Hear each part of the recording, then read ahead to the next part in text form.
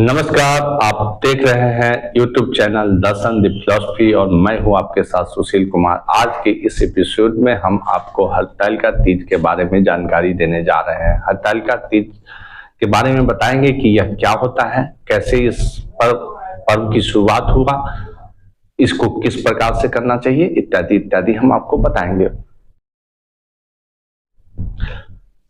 यह व्रत ऐसा व्रत है जिसमें हर व्रती महिला यानी व्रत करने वाली महिला के द्वारा अपने पति की लंबी आयु एवं अखंड सौभाग्य की कामना से एक दिवसीय अखंड निर्जला उपवास रखा जाता है। अखंड निर्जला उपवास का मतलब हुआ कि न वह अन्न ग्रहण करेंगे, न जल लेंगे, न कोई फल फूल खाएंगे। यह थोड़ा कठोर व्रत होता है। फिर संध्या के समय वे भगवान गणेश, शिव एवं माता पार्वती का पूजा करेंगे। तत्पश्चात कल होकर यानी 24 घंटे निर्जला रखने के बाद आज सूर्योदय से शुरू होकर अगले सूर्योदय के बाद वह जल ग्रहण करेंगे, भोजन करेंगे। तो यह पद्धति होती है।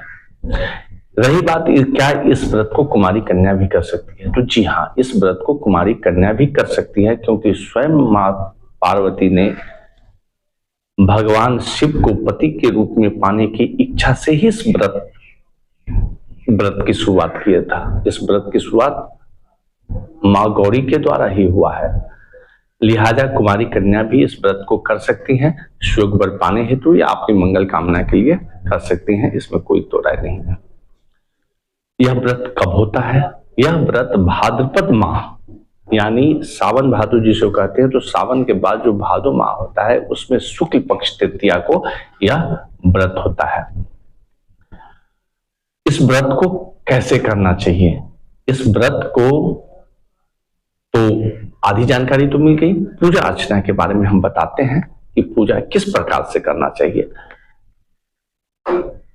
पूजा के लिए पवित्र मिट्टी का भगवान पूजा के लिए जो भगवान का मूर्ति बनेगा वो पवित्र मिट्टी का होना चाहिए और उस मूर्ति का निर्माण स्वयं व्रत करने वाले के द्वारा ही होना चाहिए। व्रत करने वाली महिला या कुंवारी कन्या के द्वारा ही उस मूर्ति का निर्माण होना चाहिए, तो वह और ही सर्वोत्तम होता है। मूर्ति का निर्माण करने से पहले आपको चाहिए कि जो पूजा का चौकी होता है लकड़ी इत्यादि का बना होना चाहिए। नया हो तो बहुत अच्छा, नहीं अगर पुराना ही तो उसको धो के अमनिया होना चाहिए, यानी उसको कहीं ऐसे जगह पर पूजा के छोड़कर किसी अन्य जगह पर उपयोग में नहीं लाया होना चाहिए। उस पूजा के चौकी को धो धाकर आप रखें, उस पर केला का पत्ता लाकर उसको भी धो के रखें और वह व्रती जो मूर्ति बनाए हुए हैं उस मूर्ति को उस पर बिठाएं, उन्हें स्थापित करें, उन्हें विराजमान करें। विराजमान करने के पश्चात व्रत करने की अवस्था में जब आते हैं तो गणेश भगवान का ध्यान करें, शंकर भगवान का ध्यान करें एवं मां गौरी का ध्यान करें और उनसे मूर्ति में आने का आवाहन करें। इसके पश्चात गणेश भगवान की पूजा यथाशक्ति उपलब्ध सामग्री से करें। गणेश भगवान की पूजा के पश्चात शंकर भगवान की पूजा जल, पुष्प, अक्षत, धतूर पुष्प, बेलपात एवं यथाशक्ति अन्य सामग्री के साथ उनका पूजा अर्चना करें। तत्पश्चात माता गौरी का पूजा अर्चना बड़ी ही श्रद्धा भाव से अपनी यथाशक्ति जितना उपलब्ध श्रृंगार हो सके उनको श्रृंगार अर्पण करते हुए पूजा करें। याद रखने बात है कि पूजा में आपका मन अत्यंत ही निर्मल होना चाहिए। पूजा करने के पश्चात भगवान को आरती उरती करें, कथा होगी, सब पूजा के पश्चात यथाशक्ति जो प्रसाद वितरण है वो करें। कल होके विसर्जन की प्रक्रिया यह होगी कि आप आए और भगवान से यह आग्रह करें, भगवान से यह कहें कि हे भगवान, हे गणेश भगवान, हे शिव भगवान, हे माता पार्वती, हमने आपकी अपनी यथाशक्ति पूजा अर्चना किया है। आप यहाँ पर आए, इस मूर्ति में विराजमान हुए, हमें आपने आशीर्वाद दिया, उस सब से हम संतुष्ट हैं। अब हम आपसे यह आग्रह करते हैं कि मूर्ति हम विसर्जन करेंगे, आप अपने मनचाहे स्थान पर जाएं। हम आपसे निवेदन करते हैं कि आप अपने मनचाहे स्थान पर जाएं। ऐसा कह के आप हिंदी, संस्कृत, उड़िया, बंगाली जिस भाषा में आती हो उस भाषा में यह निवेदन करें। भगवान हर भाषा को जानते हैं, भाषा मूक भाषा मन ही कहेंगे तो भी वो भगवान जान जाएंगे।